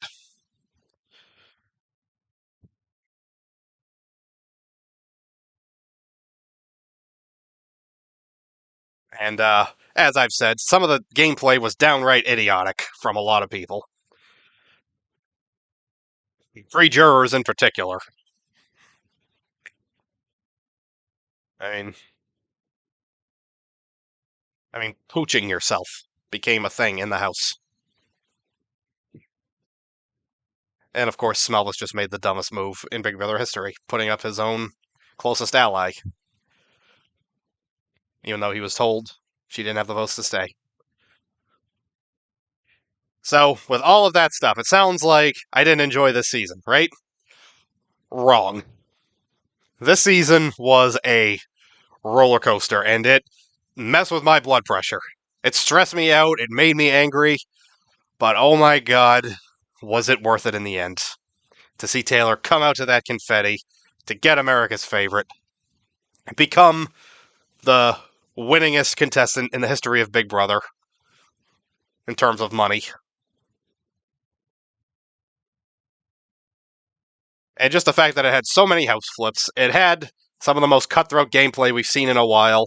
I hope that this season is shown to future contestants, like while they're in sequester. Like in the past, from what I've heard, they're shown BB16 and BB20. Now, I liked BB20 at the time, but the further I get from it, the more I realize that was actually probably a pretty boring season to watch. Like it was good for me because I was still relatively new to the show at the time. That was my third season watching. But anyone who'd watched it for a while was like, no, this is actually pretty lame. And I see why now. Now that I'm 8 seasons into the show. But yeah, BB16 even kind of started the trend of like safe voting with the House majority gameplay. BB20 kind of kept it going. And yeah, like BB16 and BB20 are the two that are supposedly shown during sequester. I hope BB24 is shown to people. And I hope they consider bringing back BB17. And yes, probably BB23 as well. Like, I think they should make those 3 seasons at least available. Like, I doubt they're going to get through all of them. Like, they're only in sequester for a week or two, but, you know, they can, like, if they're allowed to watch it, like, on double speed, maybe. So, with the number of flips in gameplay and just watching Taylor go from surviving to thriving to winning, this became my second favorite season of all time after BB17. And so I'm going to give BB24 as a whole an A minus. BB25, you have some big shoes to fill. Because I am totally down to see another season like this. One where I don't know what's going to happen. One where there is constantly shifting gameplay and allegiances. You know, we can tone back on some of the problematic behavior. You know, we can vet some people better. But I want to see blindsides and manipulation and top tier strategy. That's what I want to see. So that's what I want for BB25. More blindsides, less racism. Is that too much to ask? 2 minutes and 4 seconds. So I have now been here for the length of Jaws, my favorite movie of all time. I've known that movie forever. I've watched it forever, and I know everything about it. I know it's 2 hours and 4 minutes long. So yeah, I'm gonna call it a day. Thank you, Scarlett, for sticking around for 2 hours. Thank you for anyone watching this later on YouTube. If you made it to the end, bless your heart. You are either a loyal Big Brother fan or a loyal fan of me. Probably a loyal Big Brother fan. But that's okay. I'll accept that. Don't mention it, Scarlett. Okay. That's going to do it for me. My mouth is dry. I'm out of yoo-hoo. I need a drink. I will see you next time. Peace out.